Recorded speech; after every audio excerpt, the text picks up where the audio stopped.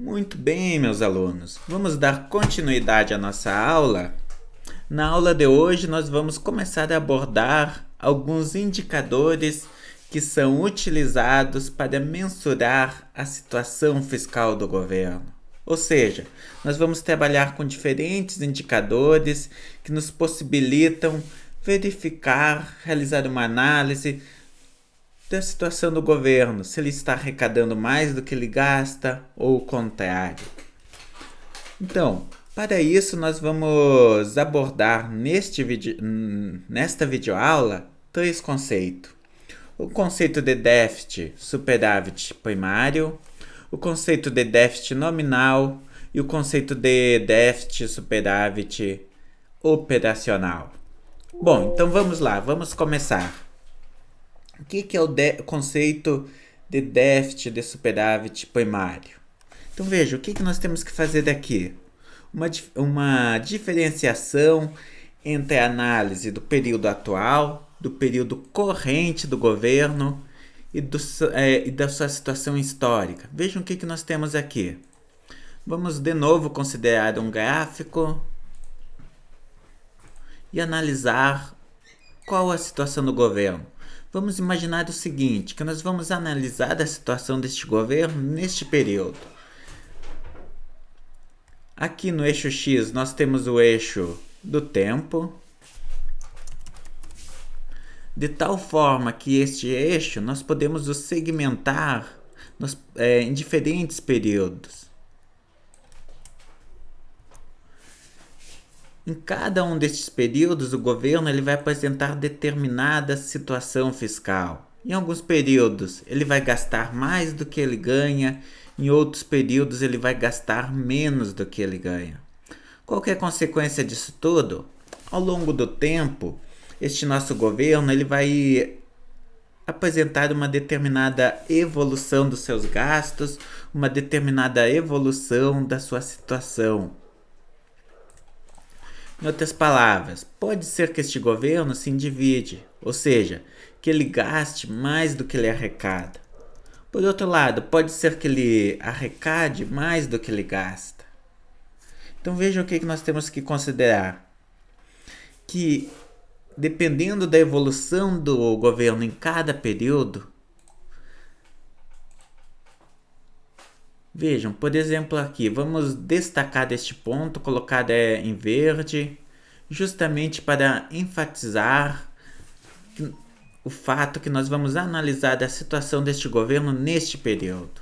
No entanto, a situação atual do governo, ela pode ser discriminada na sua evolução histórica.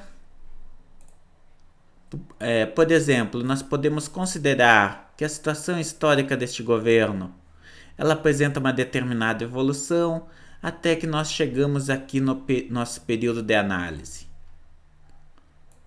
Em outras palavras, as finanças públicas no período atual elas não se encontram dissociadas da evolução histórica nas finanças públicas deste nosso ente. Ou seja, aqui no nosso período T,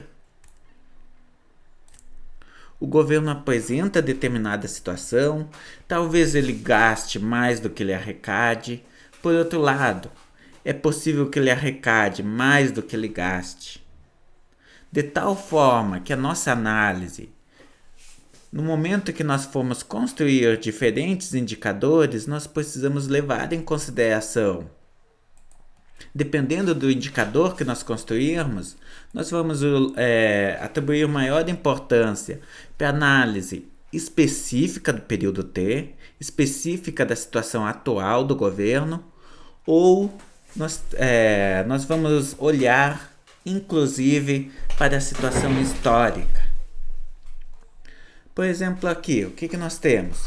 Vamos começar pela análise mais simples possível, ou seja, vamos considerar que existe tempo, vamos ignorar que o passado, a situação fiscal passada deste governo importa e vamos analisar apenas para a situação corrente, ou seja, para a situação deste governo neste período em específico. O nosso indicador O primeiro indicador que nós vamos analisar, que é o indicador de déficit, superávit primário, ele faz exatamente isso. Ou seja, ele olha para a situação fiscal deste governo em um determinado período do tempo. Ou seja, esse indicador ele vai olhar apenas para a situação corrente, para a situação fiscal do governo em um período específico. Ou seja, no nosso período aqui t igual a 1, o governo ele vai apresentar um determinado gasto, ele também irá apresentar uma determinada arrecadação de tributos. De tal forma que a situação fiscal do governo ela vai depender exatamente do montante de gastos menos a tributação. Ou seja, é o total que o governo gasta menos o montante que ele arrecada. Se o governo gastar mais do que ele arrecada, a sua situação será deficitária. Ele apresentará um déficit. O déficit primário, ele olha exatamente para isso, ou seja, para a situação primária, para a situação corrente do nosso governo.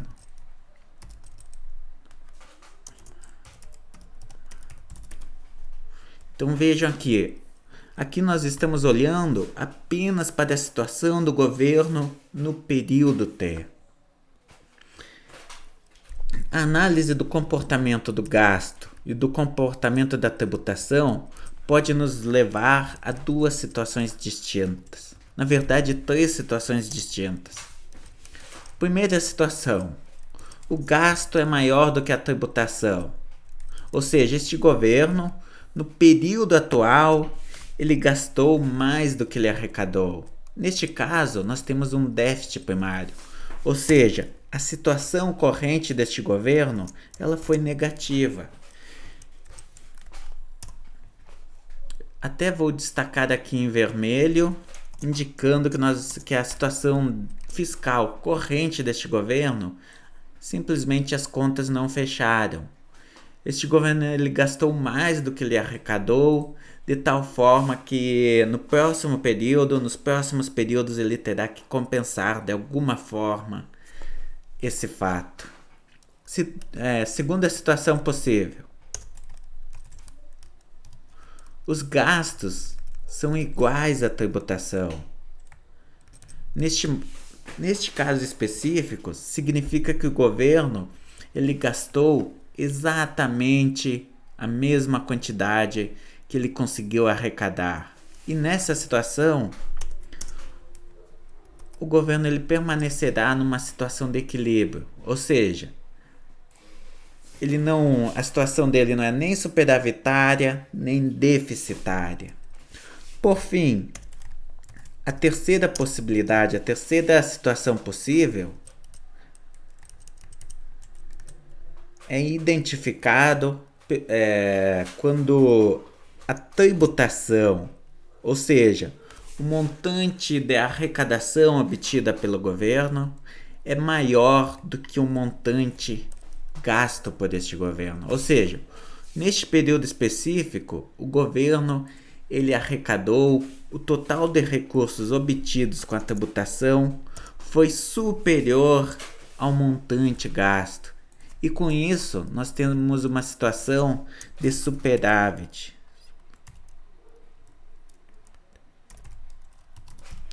De superávit primário, ou seja, a situação primária, a situação corrente do governo foi positiva, de tal forma que ele acumulou uma gordura que pode ser utilizado, por exemplo, para pagar parte da sua dívida.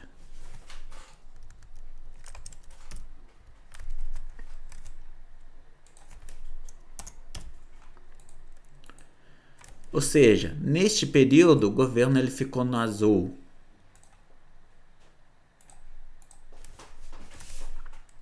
Então, o conceito de déficit, superávit primário, ele olha exatamente para a situação corrente do governo. Ou seja, ele só olha se em um período específico o governo ele arrecadou mais do que ele gastou ou se este governo ele arrecadou menos do que ele gastou. Porém, o que nós precisamos considerar? Este governo, além da sua situação corrente, ele apresenta uma dívida. Vamos representar essa dívida por B. E sobre essa dívida, em cada período, este governo tem que pagar os juros sobre essa dívida que ele contraiu historicamente. Em resumo, o que nós temos? B, a nossa dívida, ela é representada. Vamos formalizar aqui este conceito. A dívida do governo acumulada ao longo do tempo nada mais é do que o somatório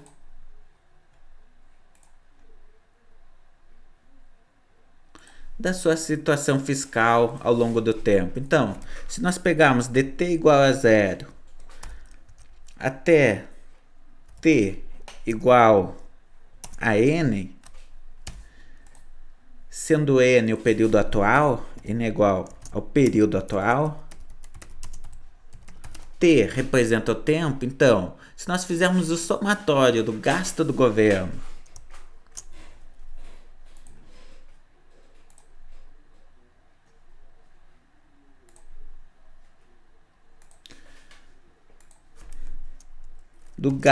menos a tributação, o que nós vamos obter? Nós vamos ter duas situações possíveis. Primeira situação, ao longo do tempo, este governo ele arrecadou mais do que ele gastou. Só vamos colocar o subscrito para deixar a nossa equação correta. Então vejam o que nós temos aqui. Primeira situação, ao longo do tempo, este governo ele teve períodos em que ele foi mais superavitário do que deficitário, ou seja, que a arrecadação ela superou o gasto. Neste caso, qual que vai ser a situação aqui? Isso implica que ao longo do tempo, este governo ele contraiu direitos, ou seja, ele emprestou recursos para outros agentes de tal forma que ele é superavitário, ele recebe pagamento de juros de empréstimos concedidos para outros agentes. Outra situação, ao longo do tempo, o gasto do governo ele foi maior do que a tributação, do que a arrecadação obtida por este governo, de tal forma que a situação corrente do governo, a situação acumulada ao longo do tempo, ela é deficitária. Ou seja, esse governo ele se endividou ao longo do tempo. Logo, ele deve dinheiro para os demais agentes. Só recapitulando rapidamente, o que essa equação, esse somatório está indicando? Deixa eu apresentar aqui de uma outra forma, caso alguém esteja com dúvida. Vamos considerar aqui apenas 3 períodos. Então, período 1. Então, veja o que nós temos. No período 1, o governo ele gastou uma determinada quantia e arrecadou uma determinada quantia. No período 2, nós temos algo semelhante. E no período 3, nós também temos uma situação semelhante. A fim de tangibilizar a nossa análise, vamos considerar a seguinte situação. O gasto do governo ela foi igual a 50, 40 e 60. Nos períodos 1, 2 e 3, respectivamente. Já a arrecadação do governo, ou seja, a tributação, ela foi igual a 50, 50 e 50. Com isso, se nós considerarmos que a dívida do governo, que este governo ele só existe há 3 períodos, considerando essa simplificação para conseguir visualizar o nosso resultado, o que nós observamos? Vamos calcular aqui. No primeiro período, o governo ele gastou 50. Então, no lugar do gasto, nós colocamos 50. Neste período, o governo ele arrecadou 50 também.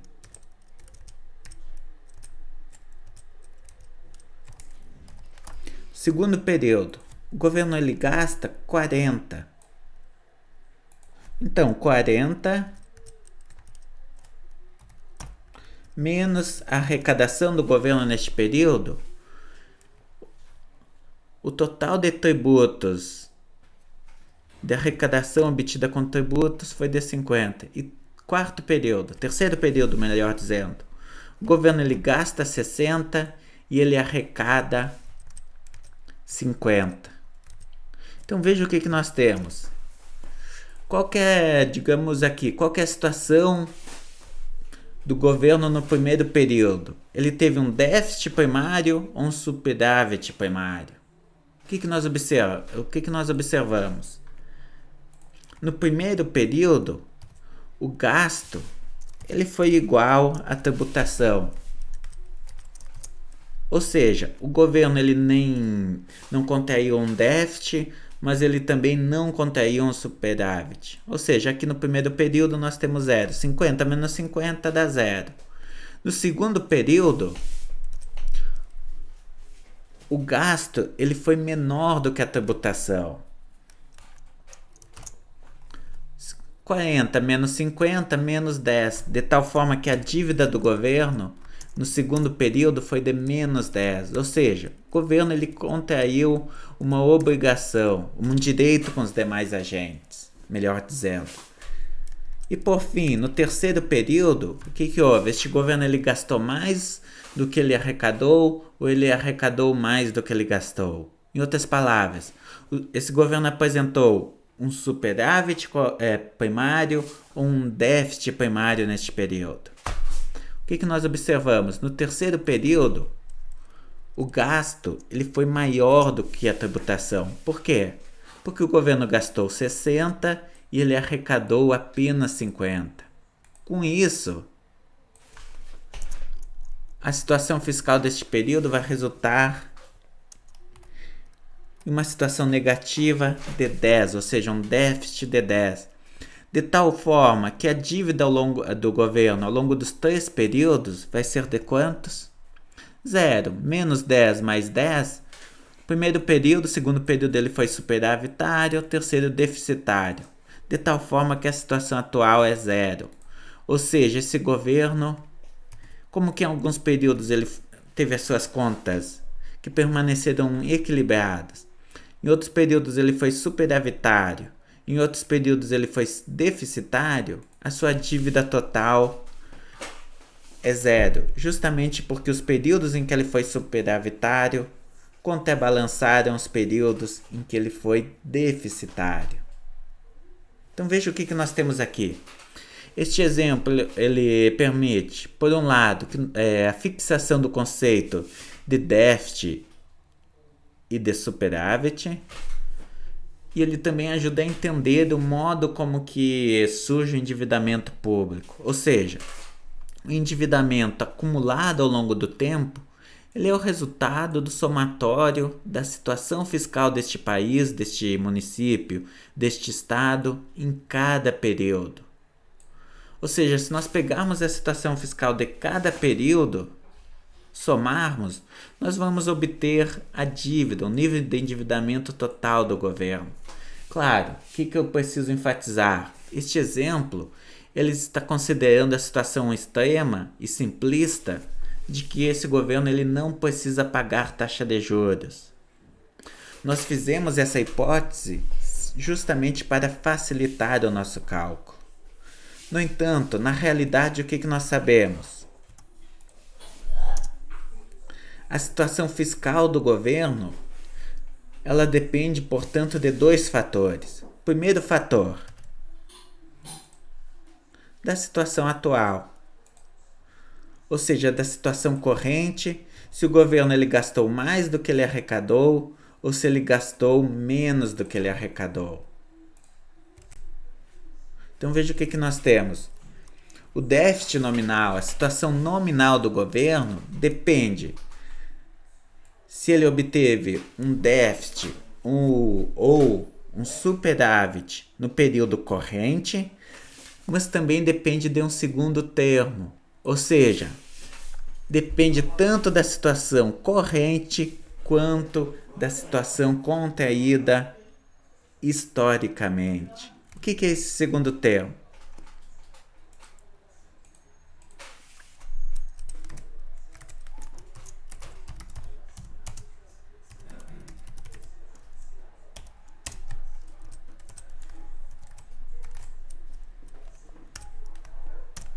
O segundo termo, B, nós já sabemos o que é. É a dívida do governo. E, por sua vez, é a taxa de juros nominal. Então veja o que nós temos. O déficit nominal, ele pode ser discriminado, é igual à situação corrente, ou seja, a situação deste governo no período T, se ele gastou mais do que ele arrecadou, ou se ele arrecadou mais do que ele gastou, mais os juros para pagar a dívida. Contraída historicamente.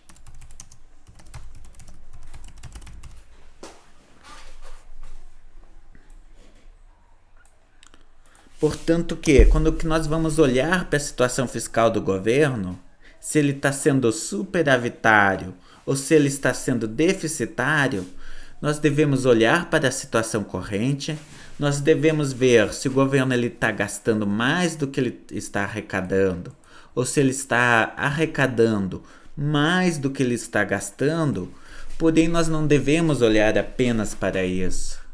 Nós também precisamos olhar se este governo ele está conseguindo pagar os juros da sua dívida. Então, vejam o que nós temos aqui. Nós temos diferentes situações possíveis. Primeira situação.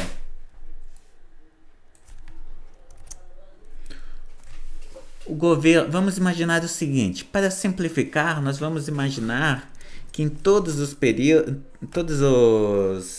as situações, todos os cenários que nós vamos considerar a seguir, o governo ele é superavitário. Ou seja, no período atual, o gasto dele foi de 50, mas a arrecadação foi de 60. De tal forma que o governo, a situação dele está positiva em 10. Claro, aqui por causa da fórmula, a situação ficará menos 10, mas nós sabemos que, este menos 10, na verdade, significa que no período corrente, o governo ele acumulou, ele tem R$10 de ganho. Ou seja, ele arrecadou R$10 a mais do que ele gastou. Pergunta que nós temos que fazer: qual é o montante de juros que esse governo precisa pagar pela sua dívida? Vamos imaginar aqui que a dívida deste país é de 100 mil. Melhor, 100 unidades monetárias. E que este país ele possui uma taxa de juros de 10%. O que isso significa?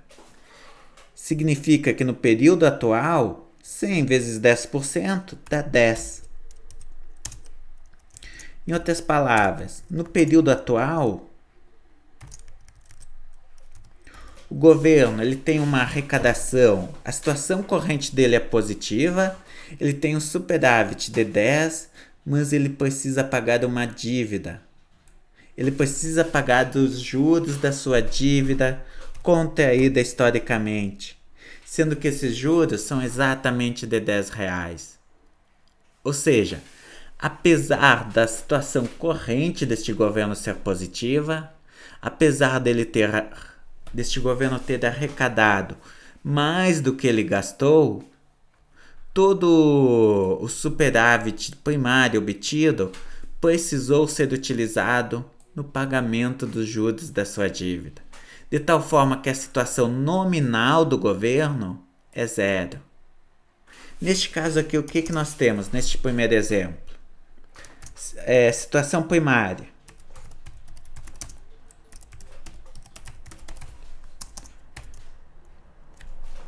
Positiva. Ou seja, o governo, a situação corrente, ele arrecadou mais do que ele gastou. Ou seja, positiva, indicando que o governo, neste período específico, ele teve uma situação, as contas dele fecharam no positivo. No entanto, quando que nós olhamos, nós pegamos essa situação corrente e este governo ele paga o serviço da sua dívida, qual a situação nominal dele?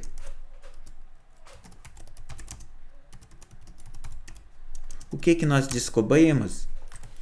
Toda a reserva contraída, toda a poupança realizada precisou ser utilizada no pagamento da dívida, de tal forma que, apesar da situação primária ser positiva, a situação nominal deste país, deste estado, deste município, ela é nula neste período.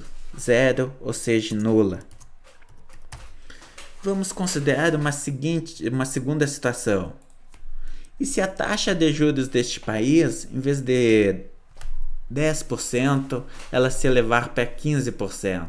O que vai acontecer? Isso implica que neste período, os juros de pagamento da dívida foi de R$15 e não apenas de R$10. Em outras palavras, o governo ele teve um déficit primário, um superávit primário de R$10 neste período. No entanto, ele teve que pagar uma dívida de R$15. Em outras palavras, nesse nosso novo cenário, em que a taxa de juros é de 15%, a situação primária, a situação corrente deste país, ela é positiva. Sim, neste período, este governo ele gastou menos do que ele arrecadou, ou seja, esse país ele poupou. No entanto, essa arrecadação realizada, esse esforço, ele não foi suficiente para pagar os serviços da dívida contraída historicamente, de tal forma que a situação nominal foi negativa. Vejam que interessante.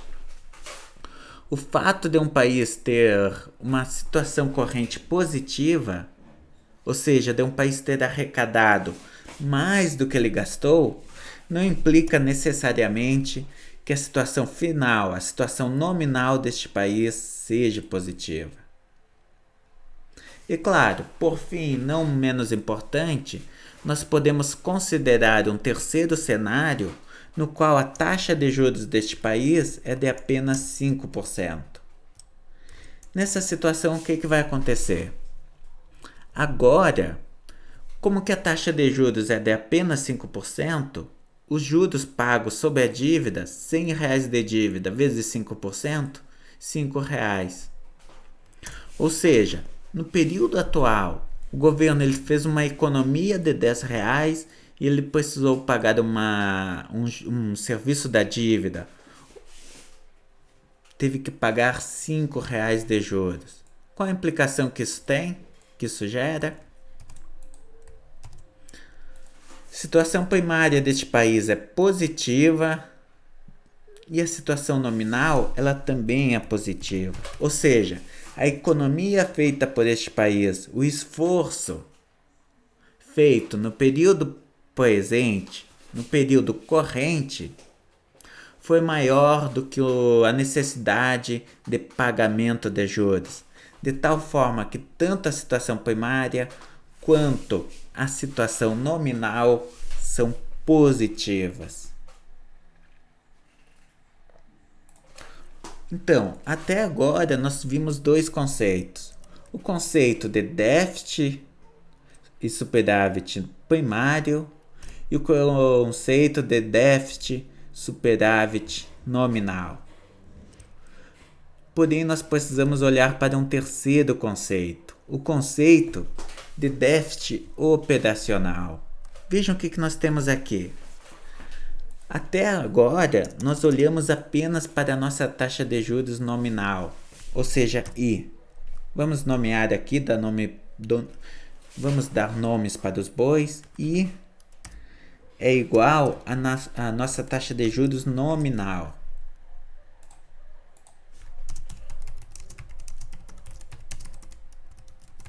essa nossa taxa de juros nominal, ela vai ser igual à taxa de juros real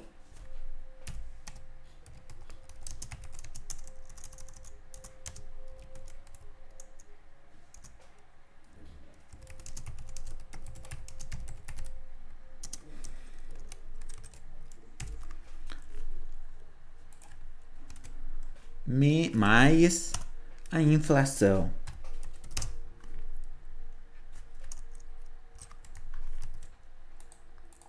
Então veja o que nós temos aqui. A nossa taxa de juros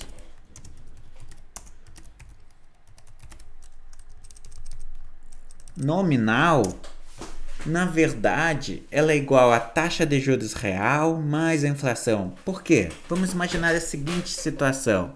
Se um determinado investidor, em um determinado período, ele realizar uma aplicação financeira que rende 10%. Em outras palavras, a nossa taxa de juros nominal, o montante de valorização nominal obtido por este investidor foi de 10%. Isso implica que a renda total desse investidor se elevou em 10%? Não, meus caros. Por quê? Porque se neste período a riqueza desse investidor crescer em 10%, mas a inflação crescer em 10%, significa que o crescimento na riqueza desse investidor foi exatamente o crescimento no nível de preço. Ele tem 10, vamos imaginar a situação mais simples, que esse investidor ele tem R$100 de riqueza. Assim, R$100 vezes 10% significa que neste período ele ganhou R$10 a mais. Se a inflação é de 10%, vamos imaginar um produto que custa R$100, significa o quê? Neste período, o preço deste produto também se elevou exatamente em R$10, de tal forma que a riqueza adicional adquirida por esse investidor, na verdade, é exatamente igual ao montante a mais de esforço que ele precisa despender para conseguir comprar os produtos. Ou seja, como que o aumento nominal na taxa de juros, a taxa de juros nominal é igual à taxa de inflação, na verdade, a taxa de juros real ela é zero. Aqui, vamos fazer o tratamento algébrico. Se nós passarmos essa taxa de juros aqui, melhor dizendo, a taxa de inflação para o outro lado, e invertermos a ordem das variáveis, o que nós vamos obter? R é igual a 10%, que é o retorno do investidor, menos 10%, que é a taxa de inflação. Em outras palavras, R é igual a zero. Ou seja, apesar da taxa de juros nominal deste investidor ter sido de 10%, a taxa de juros real, a remuneração real desse investidor, foi de 0%. E isso faz toda a diferença. Então vejam, nós precisamos, sempre que nós formos fazer uma análise, nós precisamos considerar que existe a taxa de juros nominal aqui e a taxa de juros real, que é dada pela taxa de juros nominal menos a inflação. Ou, dito em outras palavras, a taxa de juros nominal é igual à taxa de juros real mais a inflação. Então, com base nisso, pensando que a taxa de juros nominal pode ser discriminada em inflação mais taxa de juros real, nós podemos obter o nosso déficit operacional. Ou seja, a situação corrente do governo, mais os juros necessários apenas para pagar a taxa de juros real, ou seja, o incremento real na dívida deste país. Por que isso é importante? Isso é importante melhor dizendo, em que contexto que foi criado esse indicador? O conceito de déficit operacional, ele foi criado na década de 80. Por quê? Porque neste período o Brasil apresentava uma taxa de inflação elevada e que se acelerava cada vez mais.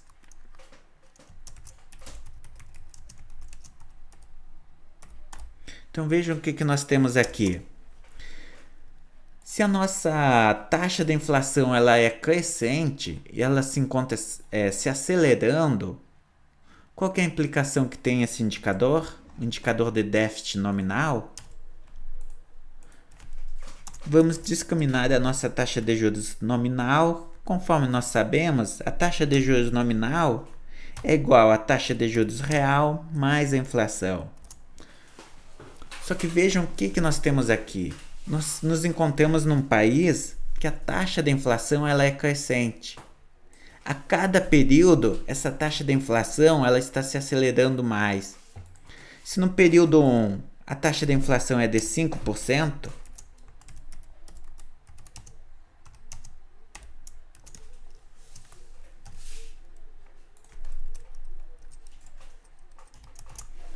no período 2, essa taxa de inflação ela já se eleva para, digamos, 10%. Vejam a implicação que isso tem. Mesmo se esse governo fazer um esforço crescente de arrecadação, ou seja, se esse governo adotar uma política fiscal restritiva, reduzindo o gasto, vamos representar aqui para facilitar. Então vejam, esse governo está reduzindo o gasto e ele está aumentando a sua arrecadação para tentar se tornar superavitário. No entanto, apesar deste esforço feito pelo governo, como que a inflação deste país ela está se acelerando, o indicador de déficit nominal ele não vai conseguir expressar esse esforço do governo, ele vai distorcer o indicador. Então vejam, o contexto que o Brasil observou na década de 80 é exatamente este. Uma situação de inflação que se acelerava cada vez mais, de tal forma que o déficit nominal ele não conseguia expressar a situação fiscal real do governo. Ele não conseguia expressar o esforço feito pelo governo.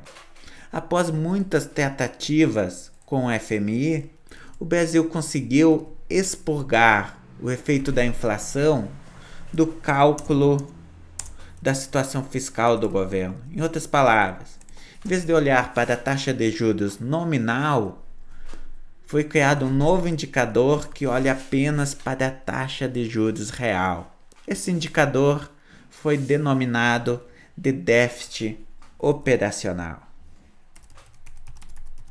Assim, o que nós observamos? Qual que é a diferença entre o conceito de déficit nominal e o conceito de déficit operacional? A diferença é que o déficit nominal ele considera o efeito da inflação sobre a economia que o governo deve fazer para pagar o serviço da sua dívida. Ou seja, a dívida do governo ela está se elevando por causa da inflação. Isso faz com que o governo tenha que fazer uma economia maior para pagar a sua dívida.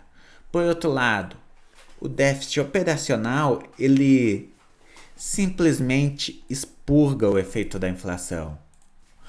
Ou seja, é a economia que o governo precisa fazer, gasto menos tributação, ou seja, a situação corrente, para pagar apenas o crescimento real na dívida. Por quê? Porque o efeito da inflação não importa. Porque se a inflação ela afeta a dívida do governo, ela também afeta o PIB. Em outras palavras, se tanto o PIB deste país quanto a inflação quanto a dívida estão sendo inflacionados, quando nós formos dividir a dívida do governo pelo PIB, o efeito da inflação desaparece. De tal forma que que o déficit operacional ele se mostra mais adequado para um país que apresenta dívida crescente. Por quê? Porque o esforço do governo feito para pagar a sua dívida, esse indicador que busca mensurar esse esforço, a situação fiscal corrente do governo, afinal, qual que é a situação fiscal do governo? Ele não enquanto que o déficit nominal ele é distorcido pela inflação, quando a inflação se encontra num período de aceleração, o conceito de déficit operacional ele não é distorcido pela inflação, de tal forma que ele consegue expressar de forma mais fidedigna qual que é a real situação fiscal deste governo. Bom, fico à disposição para responder as perguntas.